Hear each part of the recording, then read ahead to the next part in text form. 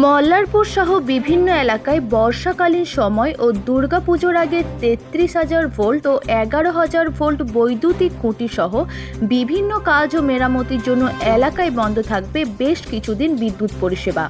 আর এমনই এক তালিকা আজ সকালে সোশ্যাল মিডিয়া থেকে পাওয়া গেল। আগামী ২৮শে জুলাই, ৪, ১১ ও ২৫শে আগস্ট, ৮ ও ১৫ই সেপ্টেম্বর এই দিনগুলি সকাল ৮টা থেকে দুপুর ২টো পর্যন্ত কামরাঘাট এলাকায় বন্ধ থাকবে বিদ্যুৎ পরিষেবা। ১৭ ও ২৪শে আগস্ট ফতেপুর ফিডার এলাকায় সকাল ৮টা থেকে দুপুর ২টো পর্যন্ত বন্ধ থাকবে বিদ্যুৎ পরিষেবা।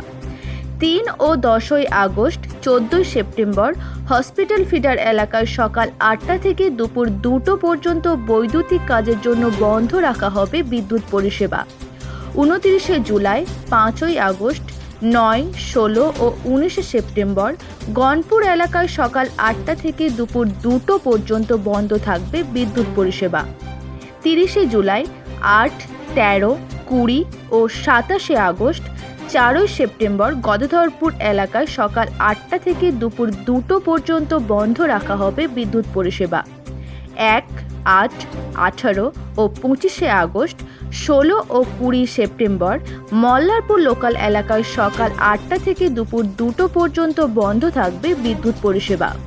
৩১শে জুলাই, ৭, ১৪ ও ২৮শে আগস্ট, ৩ ও ১০ই সেপ্টেম্বর অর্থাৎ দক্ষিণগ্রাম ফিডারেও সকাল ৮টা থেকে দুপুর ২টো পর্যন্ত বন্ধ থাকবে বিদ্যুৎ পরিষেবা।